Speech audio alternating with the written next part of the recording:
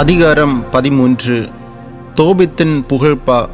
தோபித்து மகிழ்வுடன் எழுதிய புகழ்பா வருமாறு: என்றும் வாழும் கடவுள் போற்றி. ஏனெனில் அவருடைய ஆட்சி எக்காலத்துக்கும் நிலைக்கும். அவர் தண்டிக்கிறார், இரக்கமும் காட்டுகிறார். பாதாளத்தின் ஆழத்திற்கே அவர் தள்ளுகிறார், பேரழிவிலிருந்து மேலே தூக்குகிறார். அவரது ஆற்றலுக்கு அப்பாற்பட்டது எதுவுமில்லை. இஸ்ரேல் மக்களே, பேற்றினத்தார் முன் அவரது புகழை அறிக்கையிடுங்கள். ஏனெனில் அவர் அவர்களிடையே உங்களை சிதறடித்துள்ளார். அவர் தமது பெருமையை உங்களுக்கு காட்டியுள்ளார். எல்லா உயிர்கள் முன்னும் அவரை ஏத்துங்கள். ஏனெனில் அவர் நம் ஆண்டவர், நம் கடவுள், நம் தந்தை. எக்காலத்துக்கும் அவர் கடவுள். உங்களுடைய நெறிகெட்ட செயல்களுக்காக உங்களை அவர் தண்டிப்பார்.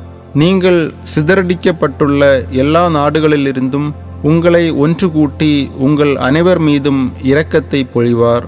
நீங்கள் உங்கள் முழு உள்ளத்தோடும் முழு ஆன்மாவோடும் அவர்பால் திரும்பி அவர் திருமுன் உண்மையுடன் ஒழுகினால் அவர் உங்கள் பால் திரும்புவார். தமது முகத்தை உங்களிடமிருந்து என்றுமே திருப்பிக் கொள்வார். அவர் உங்களுக்கு செய்துள்ளவற்றை இப்பொழுது எண்ணி பாருங்கள். அவரை வாயார அறிக்கையிடுங்கள்.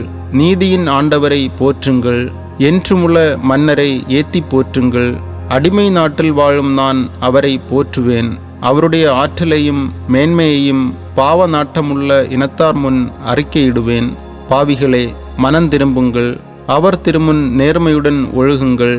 ஒருவேளை அவர் உங்கள் மீது அருள் கூர்வார், உங்களுக்கு இரக்கம் காட்டுவார். என் கடவுளை நான் புகழ்ந்தேத்துவேன். என் உள்ளம் விண்ணக வேந்தரை போற்றுகின்றது. அவரது மேன்மையை நினைந்து பேருவகை கொள்கிறது.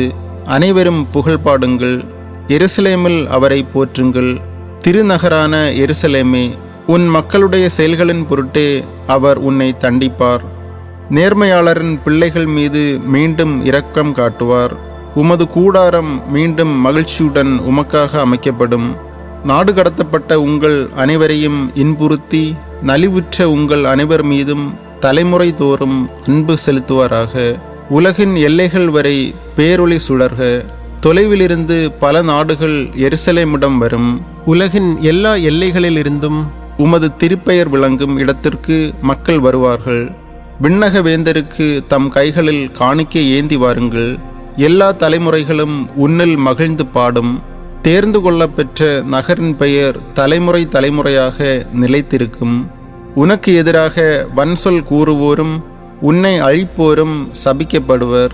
உன் மதில்களை தகர்ப்போரும் உன் காவல் மாடங்களை தரைமட்டமாக்குவோரும் உன் வீடுகளை தீக்கிரையாக்குவோரும் சபிக்கப்படுவர். ஆனால் உனக்கு அஞ்சுவோர் அனைவரும் என்றென்றும் ஆசி பெறுவர்.